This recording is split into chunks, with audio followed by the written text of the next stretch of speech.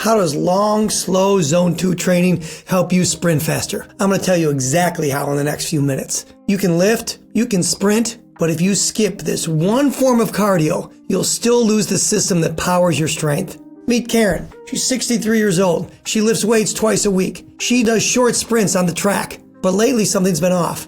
Not her muscles, she's still strong. It's her recovery, her breathing, her bounce. She couldn't quite catch her breath. Her legs burned out faster. She started to wonder, is this just age catching up to me? Which is what everyone says, and it's not. But her coach saw the truth.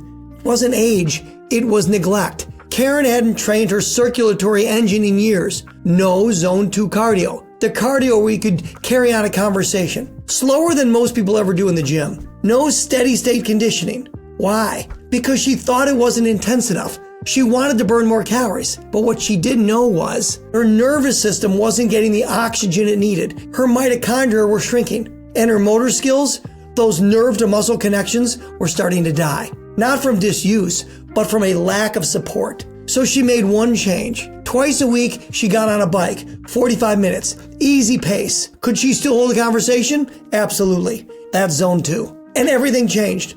Her energy came back, her legs stopped burning out, and her lifts felt stronger, and she recovered faster because now she was finally training the system that holds her power together. Here's how it works. Zone 2 cardio improves circulation. It feeds blood into your muscles and nerves and your motor units. They rely on that blood flow to keep firing. Better blood flow equals stronger nerve signals.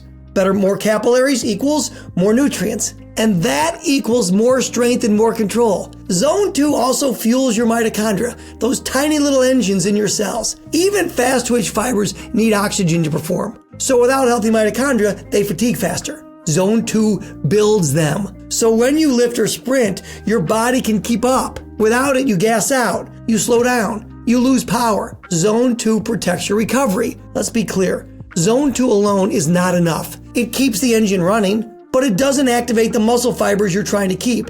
That's why you still need all three. Strength training to stimulate your motor units, sprints to fire your fast twitch fibers, Zone 2 to keep your whole system alive behind the scenes. Think of it like this. Zone 2 is the foundation. Strength is the structure. Sprint work is the power. Miss just one of those and the whole system crumbles. So if you want to stay strong, if you want to stay fast, if you want to keep your edge as you age, don't skip the piece that holds it all together. Add Zone 2 sessions each week. Just 45 minutes. Walk on an incline, a long bike ride, a steady hike, all while watching a podcast. Keep it low and slow. Just stay below the point where conversation becomes difficult. That's the sweet spot. That's where mitochondria grow. That's where blood vessels multiply.